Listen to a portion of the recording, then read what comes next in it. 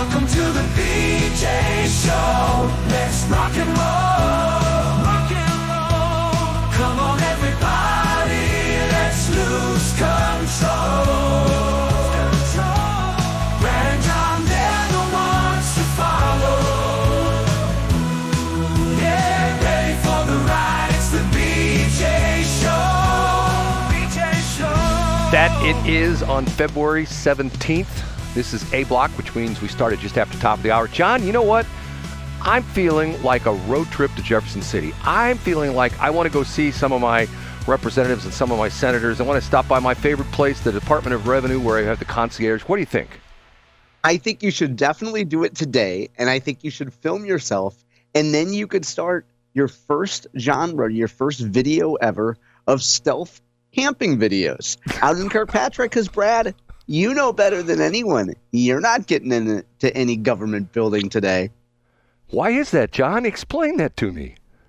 Today is Weldon Spring and Cottleville Chamber of Commerce Day. So the flag is at half mast. John. And if we go to the supermarket, there will be no berries because all the berries are sour. John, you never say it. You got it backwards. It's the Cottleville Weldon Spring Chamber. If you say it's alphabetical order, right? That's correct. I don't know. Who knows? No, but Jefferson City, I can't wait to get, you know what? I got a set of license plates to pick up. Don't you think that today would be a good day to go down there? I think so. However, Brad, as you know, you prankster, government offices are closed today for President's Day, Brad. You know that. No, Veterans Day. Today's President's Day. Isn't today President's Day? Yeah, today is President's Day, correct. Veterans Day is back in November. Okay, one of 3 President's Days that the Missouri State employees get. Do you think that see, here we go again. I know you're a big fan of Mike Kehoe, okay? Since Mike Kehoe has been sworn into office, how many times have you seen him on TV? Now, I know you look at all the different websites and stuff like that, but if you're average Joe citizen, how many times do you think you've seen him? Brad, I'm going to preempt your very valid point here by pointing out that just you wait, Henry Higgins, a.k.a. Brad Hildebrand, just you wait till story number 2, because Mike Kehoe has something for your boomer heart, Brad, and you're going to soften on Mike Kehoe by the time we get to story number 2. Oh, is he going to legalize chocolate milk at the schools? Is that he is, Brad. Okay. And he's actually going to make MELK the official pronunciation of milk. Okay, that is John Combest, C-O-M-B-E-S-T, every single day of his life for 23 years. He puts together this incredible website, johncombest.com, C-O-M-B-E-S-T. I'll spell it again. We start the show off with this guy. What's your name again, sir? I'm Casey Kasem. And we start with... In third place.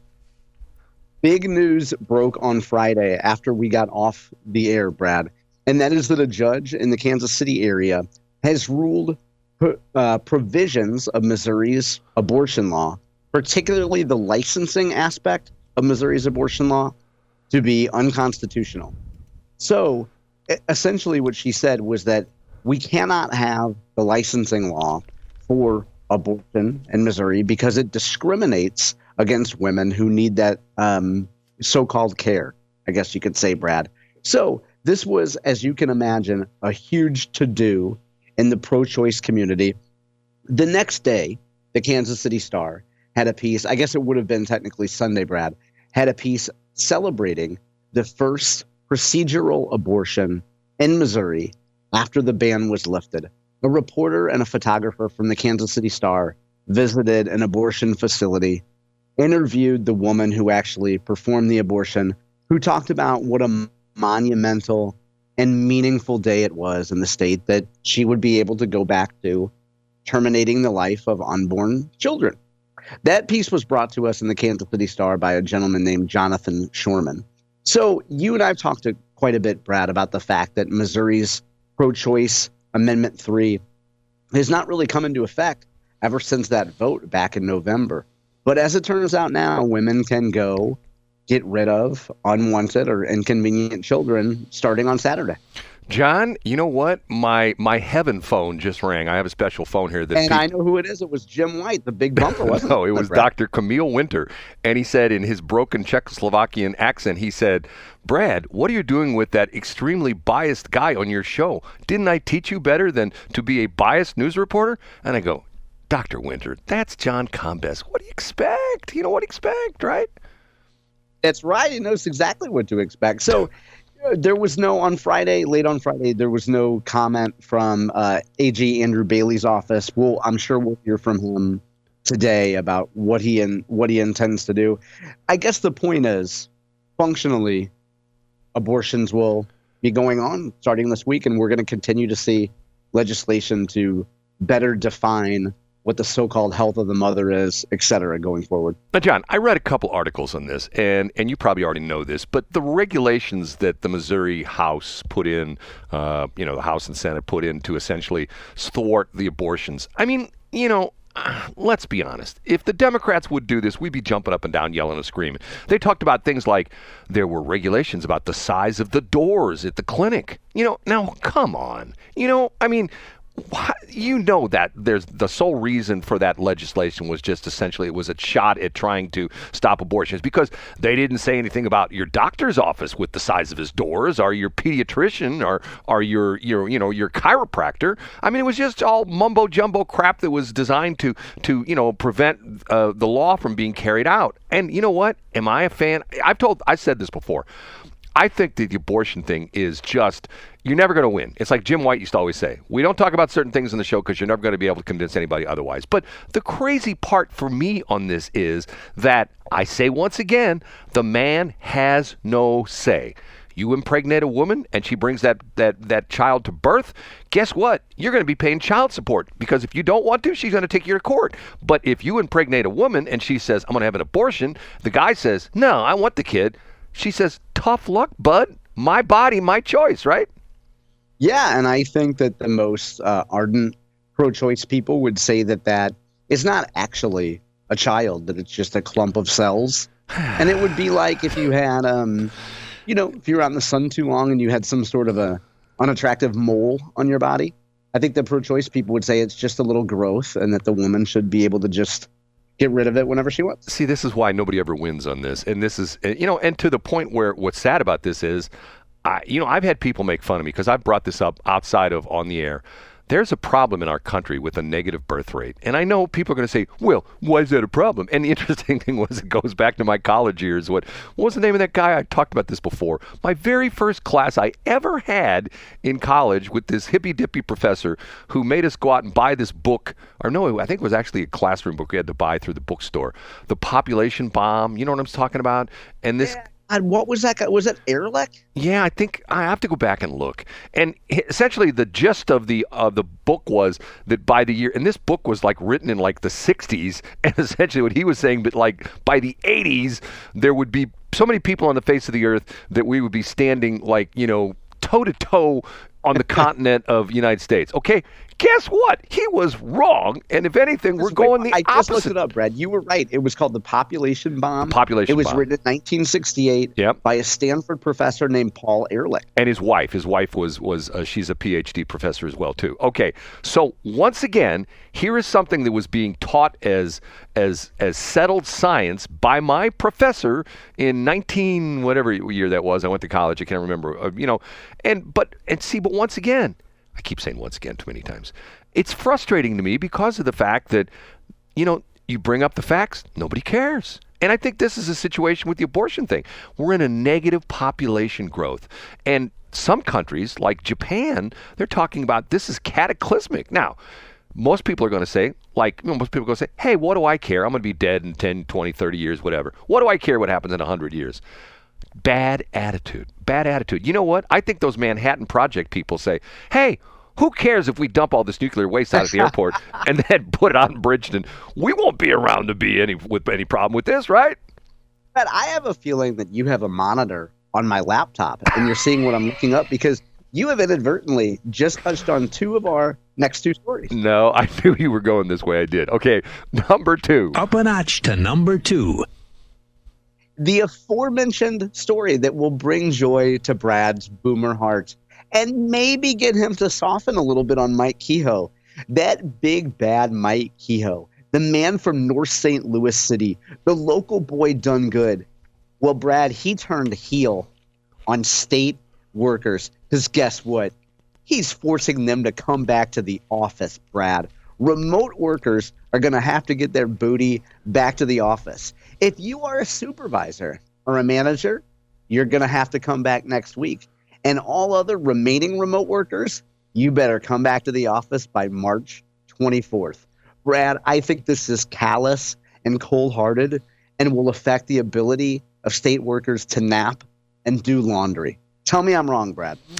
Well, and get their kids off to school and make a nice lunch for themselves in their kitchen and take care of the dog and, feed the cat and stuff like that. John, I mean... and mow the lawn for Brad Hildebrand, Right, mow the lawn. About effing time. That's all I can say is... Yeah, I don't mean to interrupt, Brad, but thinking about this, when I saw this story this weekend, it's like, man, it really is about time this happened. And think of, I was also thinking there's also some stores where they still have a limited number of dressing rooms. Because remember during COVID, in some places you couldn't even go in and try on your sweatshirt that you're buying. And it's like, man, this whole thing was really over 4 years ago, even if you took it seriously. I agree with you, Brad. It's pretty much about time that this happens, right? Well, it's just gotten to the point where, especially since we know that the science wasn't really science, it was whatever Fauci said. Yeah. You know what I mean, and once again, science changes. I mean, weren't the scientists of the era? You go back into the 14 and 1500s. Didn't the scientists of the era say the Earth was flat? And there's still knuckleheads out there. I heard a guy, I don't know, 5 or 6 years ago on Dave Glover's show, one of the flat Earth guys. And you know what? I got mad. I get so mad because this guy is talking, well, it's really a flat Earth. I called, and they actually put me on the air. You know what my defense was? Why this guy was full of poo-poo? Why is that? I told him, the radio station you're on right now, if the Earth were flat, you could listen to 97.1 in Los Angeles driving around in your car, 1,300, 14 miles, 100 miles away. And the guy says, well, how's that? I go, radio is line of sight. The reason you have tall towers is to overcome the curvature of the Earth. And at some point in time, unless you put up like a 10,000-foot tower, you're going to be defeated by the curvature of the Earth. So if you put up a 100-foot tower, maybe your signal will go 10 miles. You put up a 1,000-foot tower, your signal will go 100 miles or maybe 200 miles because it goes along the top of the curvature of the Earth. And the guy says, well, how do you know that? I'm going like, I only do this for a living. That's why. Once again, it's science. Then how can someone say the Earth is flat? And it's to the point where you go like, what are these people thinking? Haven't they ever watched any pictures from the space station? It's not like a big Emo's Pizza that they're looking at from the space station. You know what I'm saying, John? I know exactly what you're saying. I think this is the kind of thing that when you go to Jeff City today, Brad, you should go on this kind of a flat Earth tangent right outside the Kirkpatrick building and see how long it takes for security to come get you. John, I had a rough weekend, so you can tell I'm getting my frustrations out. Okay, are we ready for number one?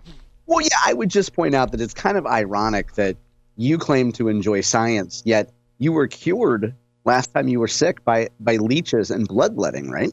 That's exactly. You bring up and another. You bought a bunch of stuff from Dr. Ehrlich Naputi, didn't you? Well, you know what? He's a fairly nice guy. I don't know anything about him, and I haven't really listened to the show. I know that Holly Jones worked for him. And I know that he does he still have his own show on Real Talk 93.3? No, he's been gone for quite a while. He was. Well, I didn't know that. Okay. Yeah, he was one of the only original guys who lasted past the first week. Wow. They had the afternoon show. I think lasted 2 shows, literally 2 shows. They had a guy and a gal, and the gal got all upset because she moved from Texas here and she had a job for 2 days. And I'm thinking to myself, government workers should worry about this. It's funny. They were talking about that on 97.1 this morning. I was listening to that. They have the lady who fills in. Mark Cox isn't on the air this morning because it's a holiday. And they've got, what's her name? She comes in from Las Vegas. And she was telling the story about when she was starting in the radio business. She worked at this station and wasn't that very good station. And she wanted to go to a better station.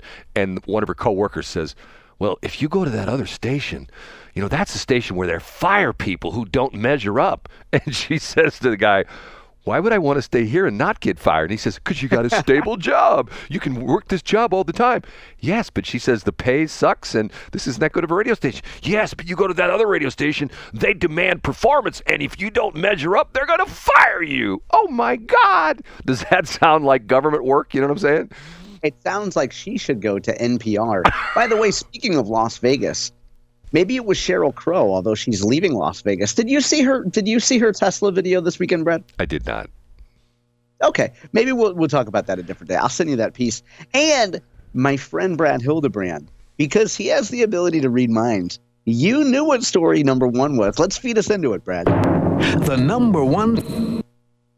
Originally, I was going to bring to you a story about freedom-loving Franklin County and Tim Brinker. He did kind of a career retrospective in the Washington Missourian this weekend. And then this morning, early this morning, St. Louis Public Radio hosted an interview for St. Louis on the Air with Dawn Chapman of Just Moms STL. Now, Brad, to be clear, I have not listened to this. It's 36 minutes, just posted this morning. There's a brief recap of it. It is the top story on johncombest.com today. And in this piece, according to the recap, Dawn Chapman talks about the progression of her getting involved in this whole North County and Weldon Spring and the whole uranium cleanup effort years ago, 13 years ago to be exact. And time after time, she says the government has been less than truthful about testing, about what the government knew, and about what the government was going to do about it. So 36-minute interview. Apparently it's conducted by, there's a woman from the progressive blog Missouri Independent named Allison Kite. She's their environmental content creator. And she's apparently the one that sits down with Dawn Chapman and talks a little bit about the cleanup and the research there. So that's the top headline today, Brad. I think Dawn Chapman is a very valiant woman, and I applaud her efforts 100%. Her, me and you and her all being North County people. You left, she's still there. But can I give a little bit of advice to Dawn Chapman? And I'm not. Please do. I'm not the kind of guy that normally does this kind of stuff. But I see this trend with women, and I think to myself, are you trying to make yourself look bizarre? Did you see the picture on the STL NPR article? Are you talking about the glasses? Oh, my God. Women, you don't look good in those goofy, stupid, big frame glasses. She's an attractive looking woman, and you see these horrendous glasses on her face. You want to go, Dawn, get rid of the glasses. Get rid of the glasses. Wear some other kind of glasses. John, do you agree with me? Yeah, are these, and I'm going to sound really naive here, but are these what in your generation, Brad, were called cat eye glasses? No, well, technically they're not, because the cat eye glasses were much smaller. She's wearing these bizarre, huge things. They're almost like Fearless Fly kind of glasses. You remember Fearless Fly? Do you remember Fearless Fly? He was the cartoon guy. No, I don't. Okay, I'll send you a Fearless Fly picture. They look like they're this great big monstrous rimmed glasses. And they look like, is that like a leopard print or something like that? Yeah, I think it's, or to quote the legendary artist Jack Harlow, she wears cheetah print. That's how bad she want to be spotted around your boy. Man, I tell you what. You know what, though? A man who knows more about radio than anyone I know told me on Friday, why does St. Louis Public Radio even need a photographer if they're the radio? Well, and if you look at the caption on the picture, even though they have their own photographer didn't take the picture. The lady who wrote the story took the picture. Because that's a good point. See the photo. And we don't hear much about this Karen Nickel woman in this story. I'm guessing she took part in the interview as well. I think most of the focus, I'm guessing, is on Dawn Chapman. Yeah. Now, if you could Photoshop those lenses, those glasses off of Dawn Chapman, she's an attractive woman. But when I look at this picture, I'm drawn to her goofy-looking glasses. Not her very attractive forehead, her wonderful smile. She's got a wonderful smile. Nice nose, nice cheeks, nice hair, shoulder-length hair. No, I see those goofy, stupid-looking glasses. Ladies, take my advice. If you're sitting at the bar and want to get picked up, some guy's going to, and he sees you from behind and he walks up and you turn around and go, hi. He's go, oh, I'm sorry. I thought you were somebody else. He's going to walk away. Right, John? Come on, John. I wonder how many seconds it's going to take for someone with the initials AL or SB to text you and say, Brad. Oh, they don't have that kind of voice. I'm sorry. For AL or SB to be like, Brad, you wouldn't criticize a man who was wearing wacky glasses. I would, because there's guys. It's like this guy. There's the guy in the Senate or in the House of Representatives that has. Have you ever seen the men that wear those stupid little round glasses that look like? Oh yeah, they're I know what you're talking about. From the 1800s. I'm going like, and the problem is they're little tiny glasses. As a guy who has unfortunately worn glasses many 2 years and back in them because my eyes are screwed up again, I hate my glasses. glasses, and the glasses I bought have the clear rims, to try to make it look less prominent that I'm wearing glasses. I didn't go out and buy bright orange, safety orange, rims that were 2 inches wide. You know what I'm saying? Yeah, I mean, you take your self-glorification and your gaudiness only for safety vests, Brad. You wouldn't wear gaudy glasses, but a safety vest, throw a pink one on. Maybe Rosenbaum will take your picture. John's never going to live that down. Okay, we have to take a break. Hey, John, you know what? What's that? We're off to a great start already, aren't we? I agree with you. I like you with this much fire, Brad.